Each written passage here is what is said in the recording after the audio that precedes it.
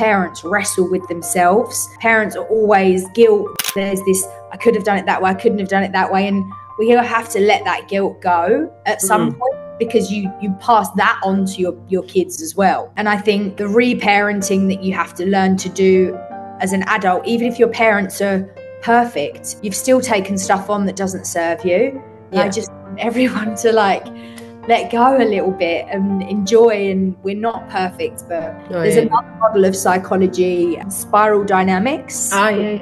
Yeah, that's another fascinating pendulum swing of how collective consciousness has evolved, and I love being in that. That's like my soul's highest joy, which is part of why I want to be in psychedelic assisted therapy and having conversations and exchanges like this to just understand each other. And the whole chestnut